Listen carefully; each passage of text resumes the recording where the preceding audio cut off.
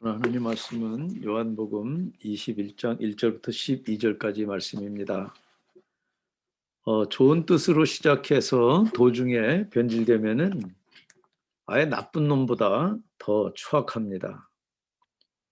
힘없고 가난한 사람들 위하겠다 그래서 뽑힌 정치인이 더 못 살게 굴고 자기만 잘 살면 얼마나 추악합니까?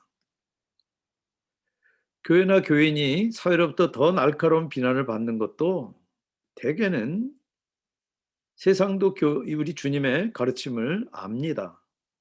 그리고 그 가르침으로부터 변질될 때 그때 심하게 더 비난하는 것입니다.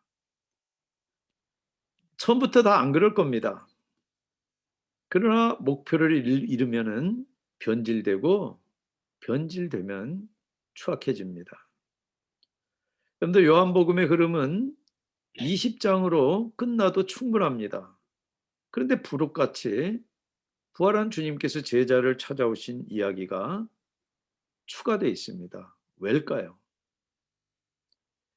여러분들 제자들 입장에서 한번 생각해 보십시오. 제자들이 부활한 주님을 만나 뵙는 것이 마냥 좋기만 할까요? 과거가 있는데 모두 다 변질해서 도망쳤는데 쥐구멍이라도 있으면 다 숨고 싶을 겁니다. 요한은 지금 21장에서 그런 제자들을 회복시키는 주님을 기록하기 위해서 추가하고 있습니다. 여러분 주님 뵙기가 송구하세요? 저는 늘 송구합니다. 소명을 잃은 초한 모습에 좌절하세요? 저도 종종 좌절합니다. 그러나 부활한 주님은 오늘 여기서도 여러분을 불러서 회복시킵니다. 그리고 부활의 능력을 채워주십니다. 요한복음 21장 1절부터 12절까지 한 절씩 교독하겠습니다. 그 뒤에 예수께서 디베라 바다에서 다시 제자들에게 자기를 나타내셨는데 그가 나타나신 경위는 이러하다. 시몬 베드로와 쌍둥이라고 불리는 두마와 갈릴리 가나 사람 나다나엘과 세베대의 아들과 제자들 가운데서 다른 두 사람이 한 자리에 있었다. 시몬 베드로가 그들에게 말하기를 나는 고기를 잡으러 가겠소 하니 그들이 우리도 함께 가겠소 하고 말하였다. 그들은 나가서 배를 탔다. 그러나 그날 밤에는 고기를 한 마리도 잡지 못하였다. 이미 동틀 무렵이 되었다.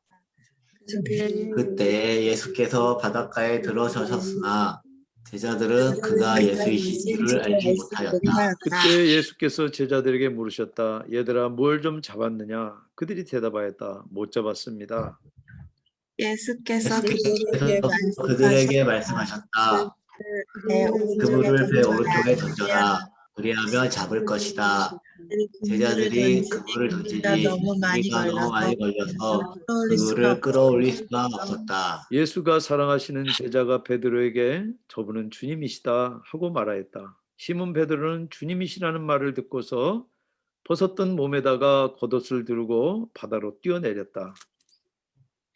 그러나 나머지 제자들은 작은 배를 탄 채로 고기가 든 그물을 끌면서 해안으로 나왔다. 그들은 육지에서 100자 나티밖에 떨어지지 않은 곳에 들어가서 고기를 잡고 있었던 것이다. 그들이 땅에 올라와서 보니 숯불을 피워놓았는데 그 위에 생선이 놓여있고 빵도 있었다. 예수께서 제자들에게 말씀하셨다. 너희가 지금 잡은 생선을 조금 가져오너라. 시몬 베드로가 배에 올라가서 그물을 땅으로 끌어올렸다. 그물 안에는 큰 고기가 153마리나 들어있었다. 고기가 그렇게 많았으나 그물이 찢어지지 않았다. 예수께서 그들에게 말씀하셨다. 와서 아침을 먹어라. 제자들 가운데서 아무도 감히 선생님은 누구십니까? 하고 묻는 사람이 없었다. 그가 주님이신 것을 알았기 때문이다. 아멘. 기도하겠습니다. 성령 하나님, 우리들 삶 가운데도 부활하신 주님 찾아오셔서 주의 성령으로 우리를 위로하시고 회복시키시고 다시 부활의 능력으로 저희들을 새롭게 하여 주님 맡기신 그 사명에 집중하는 저희들 되도록 우리를 도우시옵소서. 예수님 이름으로 기도합니다. 아멘. 부활한 주님이 지금 여기 이 장면에 나오는 제자들을 이 앞서서 만난 곳은 두 번 다 예루살렘입니다. 세 번째는 장소가 갈릴리로 바뀝니다. 물론 예수님이 부활하신 다음에 10번 나타나셨고 그 기준으로 했을 때는 6번째입니다. 그러나 지금 이 장면에 나타나는 베드로나 요한이나 이런 제자들이 주님을 만나 뵌 것은 두 번째입니다. 디베라 호수로 이 바다로 나오는데 호수입니다. 디베라 호수는 로마 황제 티베리우스 이름을 따서 갈릴리 호수 이름을 그렇게 부릅니다. 왜 제자들이 그리 갑니까? 도마가 부활한 주님 만나기 전에 그랬던 것처럼 아직 방황하다가 그리 간 겁니까? 제자들 마음대로 간 게 아닙니다. 마태복음 28장 16절을 보면 11 제자가 갈릴리로 가서 가룟 유다가 빠졌죠. 예수께서 일러주신 산에 이르렀다. 일러주신 곳으로 주님이 보내서 간 겁니다. 주님을 처음 만나서 왕성하게 사역했던 고향 갈릴리로 주님이 보내서 갔지 제자들 마음대로 찾아간 게 아닙니다. 중요한 사실입니다. 주님을 처음 만났을 때만 해도 베드로는 스스로 주님 오른팔 행세를 했습니다. 주님은 자기같이 실행력 있는 제자가 꼭 필요하다고 여겼습니다.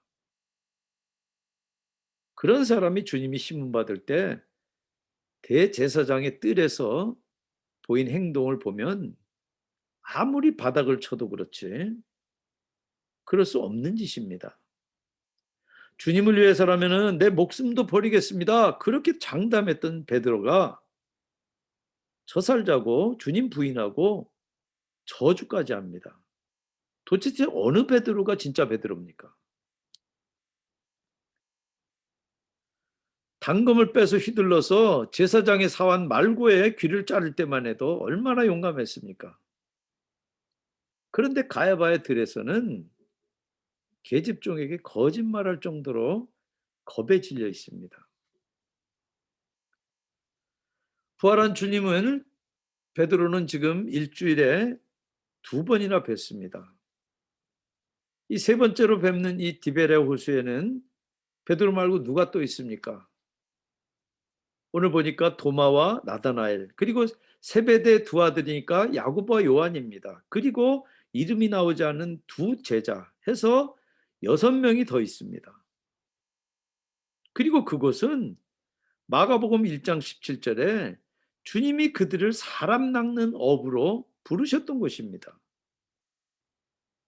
그런 사연이 있는 장소에서 전직 어부였던 베드로가 나는 고기를 잡으러 가겠소. 그러니까 다른 전직 어부들도 따라 나섭니다. 여러분들 여기 지금 주님 따라다녀 봐야 별 볼 일 없으니까 다시 업으로 돌아간 겁니까? 그런 것 같지는 않습니다. 어떤 주석 가운데는 실망해서 전직으로 돌아갔다고 그렇게 하는 주석도 있습니다. 그런 설교들이 많이 있습니다. 실망한 건 맞지만 전직으로 돌아갔다는 것은 지나친 단정입니다. 지금 부활한 주님을 2번이나 뵌 제자들이 얼마나 됐다고 그렇게 또 변합니까? 이제 고기나 잡고 살겠다는 그런 제자들의 마음보다는 그리로 보내신 주님의 배려가 지금 행간에 보입니다. 여러분들 3년 떠났기로 평생 어부가 그 익숙한 호수에서 고기 못 잡을 수 있습니까? 근데 밤새 그물을 던져도 한 마리도 못 잡습니다. 여러분들 낚시해 본 분들은 고기 안 잡힐 때 같이 시간 잘 가는 때가 없습니다. 어느덧 동이 틀 무렵이 됩니다. 근데 호숫가에서 누가 말을 합니다. 고기 잡느라고 정신이 팔린 이 제자들은 말 한 분이 주님인 걸 몰라요. 마치 아들 부르듯이 얘들아 파이디온이라는 단어를 써요. 뭘 좀 잡았느냐? 헬라 원문을 보면은 부정 의문문입니다. 정확하게 번역하면 너희 아무 고기도 못 잡았지? 이렇게 물어본 거예요. 못 잡았습니다. 그물을 배 오른쪽에 던져라. 아마 여태 왼쪽에다 던졌던 모양이에요. 그리하면 잡을 것이다. 그대로 하니까 그물을 끌어올릴 수 없을 정도로 물고기를 잡습니다. 그물을 당기던 주님이 사랑한 제자 요한입니다. 요한이 문득 떠오른 생각이 있는지 베드로에게 저분은 주님이시다. 지금 아직 먼동이 뜰 때고 떨어진 거리가 풋볼 경기장 이 끝에서 저 끝 정도 되는 거리이기 때문에 주님을 어슴푸레 보지 정확하게 못 보는 그런 상황입니다. 여러분들 주님을 처음 만날 때도 베드로가 밤새 한 마리도 못 잡다가 주님이 그때는 깊은 데 가서 그물을 내려 고기를 잡아라. 랍비여, 우리가 밤새 수고해도 못 잡았지만 말씀에 의지해서 그물을 내리겠습니다. 여러분 아신 대로 주님은 전직이 목수입니다. 목수가 어떻게 어부한테 고기 잡는 걸 코치합니까? 경험상 말이 안 되니까 말이 안 되지만 한번 해보겠다 그런 것이지 베드로 믿음이 큰 게 아닙니다. 그래서 말씀대로 배를 깊은 데로 몰아서 그물을 내리니까 그때도 잡은 고기가 너무 많아서 그물이 터지기 시작합니다.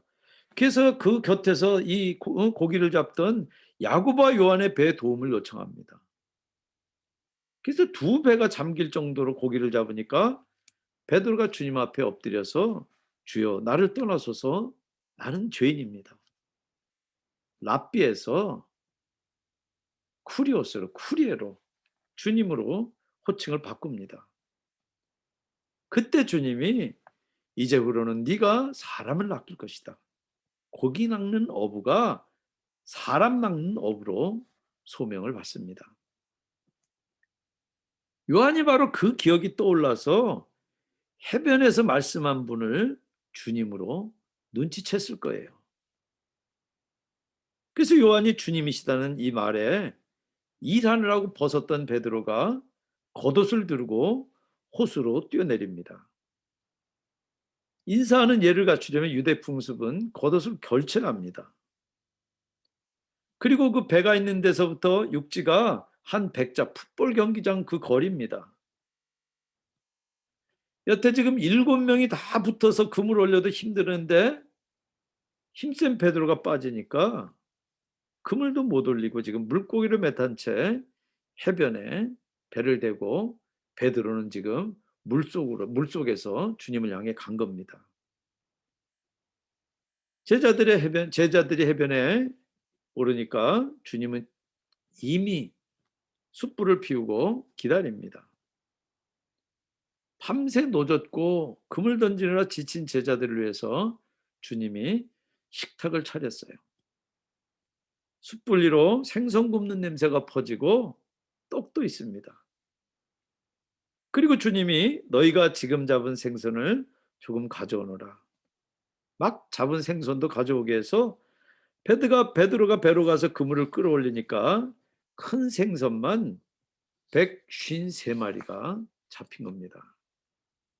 그 마리수를 기록하는 것은 그만큼 정확하다는 얘기입니다. 그런데 헬라어를 보면 불에 구운 생선은 옵사리온입니다. 대부분 소금을 뿌리거나 내장을 발라내 가지고 먹을 수 있도록 식용으로 가공된 생선입니다. 근데 11절의 생선은 익투스예요. 산 생선입니다. 그러니까 소금에 절인 생선과 막 잡은 생선 두 종류를 지금 숯불에 구워서 주님이 와서 아침을 먹어라. 그렇게 떡과 생선을 제자들에게 나눠주십니다. 여러분들 떡과 생선을 주는 주님 손에 못자국이 선명한 걸 제자들이 봤을 겁니다. 그리고 생선 153마리 잡힌 일은 부활하시고 승천하신 사이에 주님이 일으키신 유일한 기적입니다. 여러분들 여기 지금 아침 식탁에 둘러앉은 주님과 제자들의 모습이 뭐 좀 닮은 거 여러분 있지 않으세요? 뭐가 생각납니까? 화목제 닮지 않았습니까? 피스 오퍼링. 번제는 제물을 다 태워서 주님께 드리지만 화목제는 피스 오퍼링은 화목할 사람들이 제사장과 함께 제물을 나눠 먹습니다. 십자가에서 번제물로 우리 대신 죄가 된 어린 양 주님께서 영원한 대제사장으로 주님과 함께 화목하시며 잡수시는 거예요. 주님은 그 화해 식탁에 지금 여러분도 부르십니다. 제자들이 받은 이 떡과 생선은 주님의 변찮는 사랑을 보여줍니다. 설령 배반한 제자들이지만 여전히 끈질기게 붙들고 계시는 주님의 그 사랑, 헤세드가 보입니다. 베드로는 숯불 앞에서 떡과 생선을 받기가 아주 불편할 겁니다. 다른 숯불이 떠오르기 때문이에요. 여러분들 여기 이 숯불하고 똑같은 단어가 요한복음 18장 18절에 또 나옵니다. 날이 추워서 종들과 경비병들이 숯불을 피워놓고 서서 불을 쬐고 있는데 베드로도 그들과 함께 서서 불을 쬐고 있었다. 가야바의 뜰에서 쬐던 숯불입니다. 바로 그 숯불 앞에서 나는 그 사람 모른다. 그러다가 이 신문 받는 주님과 눈이 마주쳤으니 숯불이 얼마나 불편하겠습니까? 그런데 정작 주님은 아무 말씀 없습니다. 사람은 남의 과거 들추고 가십까지 합니다. 그러나 주님은 새 출발하도록 허물도 덮습니다.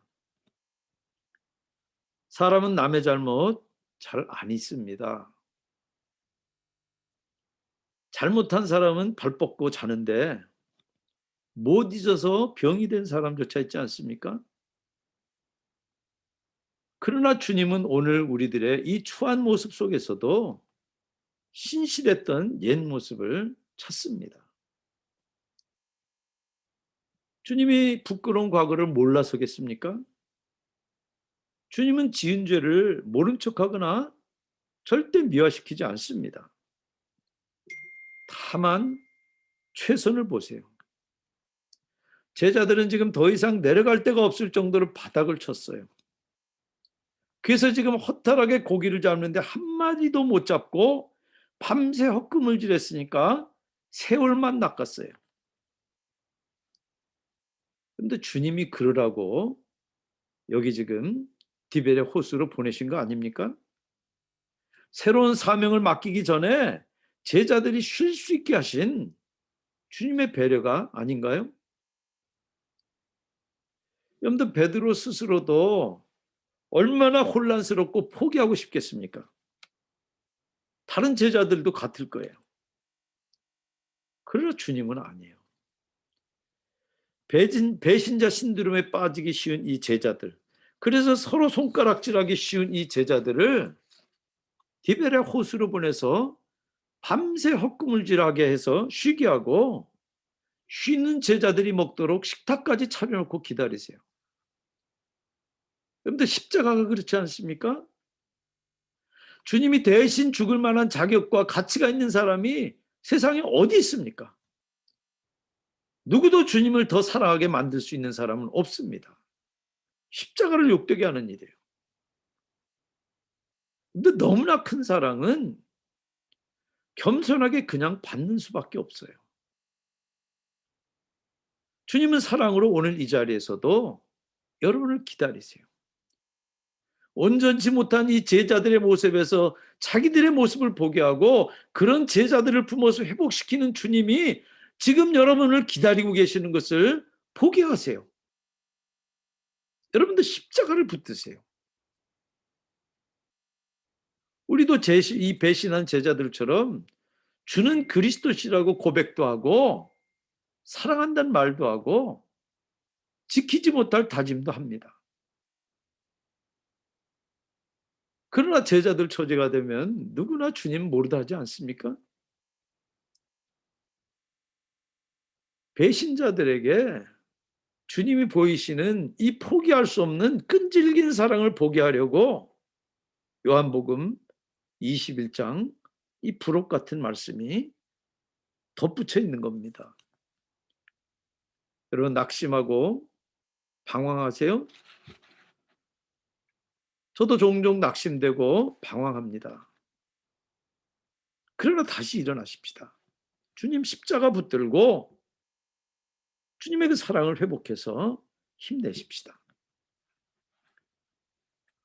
어떻게 너희가 날 배반하고 도망칠 수가 있니? 내가 너한테 어떻게 했는데?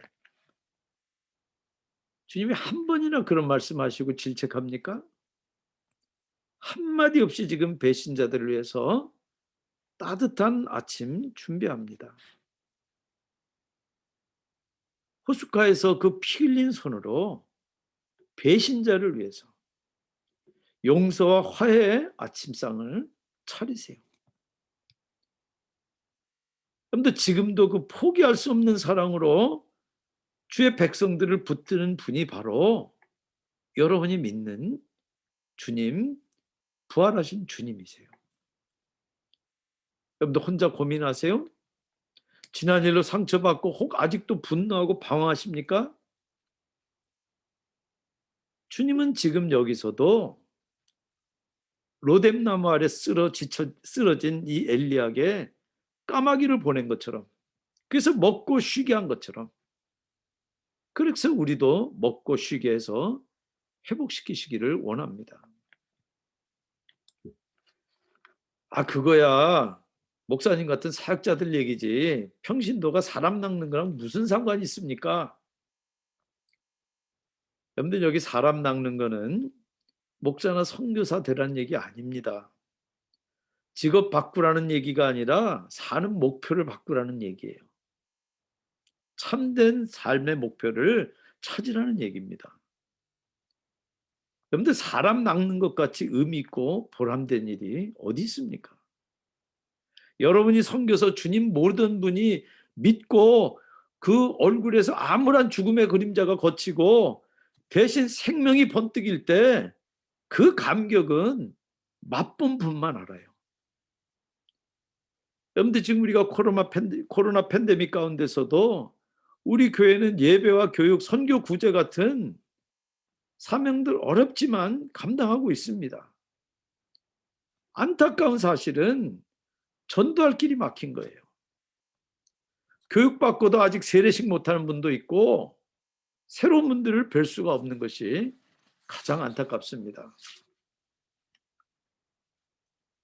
여러분들 어디서 전도할 힘과 배신을 화목으로 돌려줄 힘이 납니까? 절대 제자들 스스로에게서는 나올 수 없습니다. 디베랴 호숫가에서 화목제물 같은 떡과 생선을 주님께 받은 제자들처럼 여러분도 주님을 만나서 용서와 사랑으로 회복될 때 그 힘이 생기는 거예요. 또 선교제 같은 우리 교회는 K루급장이나 교사로 그리고 보이지 않게 섬기는 일로 우리가 함께 고기를 낚습니다.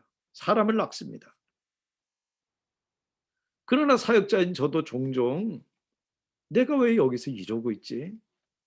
회의될 때 있습니다. 그러다가도 주님께 낚인 새 교우를 볼 때, 또 주님의 사랑을 회복한 분을 볼 때 다시 힘이 나요. 여러분들 사랑 낚는 일 해보지 않고는 주님이 부르신 소명 맛볼 수 없습니다. 밤새 헛금을질해가지고 빈 배로 돌아온 이 제자들 마음처럼 자기 이름 내고 가는 데마다 팬들이 열광하는 아이돌이 된들, 그래서 물처럼 돈을 쓰면서 쾌락에 빠진들, 자연인으로 돌아와서 누울 때 마치 빈 배처럼 공허하게, 그런 인생 여러분들 살고 싶으세요? 여러분들 사람 낚는 일은 전도하라는 주님의 명령이지만 억지로 안 됩니다. 왜냐하면 자연스럽거나 유쾌한 일이 아니에요. 그런데 사람 낚는 보람을 맛보면 그때서야 왜 주님이 그런 명령하셨나 경험하는 것이지 지식으로는 절대 모릅니다. 다만 이미 여러분이 가진 기쁨과 평안과 생명, 부활 생명을 나누는 거예요. 그거는 목사나 선교사만의 소명이 아니라 믿는 누구나 품어야 될 거룩한 소명이고 여러분이 하는 모든 일로 감당할 소명이에요. 전도라 그러니까 생업 제쳐놓고 업무 제쳐놓고 붙들고 전도하라는 말 아닙니다. 자기 일에는 소홀하고 전도에만 열중하면 전도 되지도 않을 뿐만 아니라 그러란 말이 아니에요. 우리가 한 사람 한 사람을 내가 대하는 사람을 진정 수단이 아니라 목적으로 대해서 친구가 돼야 됩니다. 관계 속에서 그 사람을 위해서 기도하면서 내가 이 사람을 믿음을 전해서 사망에서 생명으로 절망에서 소망으로 구할 일은 없는가? 그 태어난 얼굴 뒤에 감춘 흐느낌과 신음소리를 듣도록 마음의 귀를 열어야 돼요. 헛구물리로 지쳐있는 그 고단 영혼이 없나 살펴야 되는 것입니다. 그리고 그게 보이고 들릴 때 손 내밀고 다가가서 떡과 생선을 굽는 주님처럼 곁을 내주고 바로 여러분이 받은 그 구원의 은혜, 여러분들이 이미 받아 먹은 그 떡과 생선을 나눌 준비라고 사는 것이 바로 그게 사람을 낚는 겁니다. 내가 몇 명 전도했다. 그 실적을 이야기하는 게 아니라 내가 어떤 삶의 태도로 사는가 하는 것입니다. 그러려면 먼저 주님께 낚인 사람만이 참 생명을 누리고 그것을 함께 나눌 수가 있는 것입니다. 우리가 완전해서 전하는 거 아닙니다. 내가 부족하고 그리고 내 성격이 모난 부분도 있고 다 우리가 인간적인 한계가 있어요. 그러나 그럼에도 불구하고 내가 받아먹은 그 떡과 생선 나누고 싶어서 하면은 그걸 본 사람도 그걸 느껴요. 그리고 알아요. 그래서 그렇게 살고 싶어지는 것입니다. 사랑하는 여러분, 2021년 깜깜한 밤 같은 이런 상황이지만 부활한 주님을 만나서 떡과 생선을 받아먹고 소명을 회복해서 사람 낚는 어부들이 다 되시기를 주님의 이름으로 축원합니다.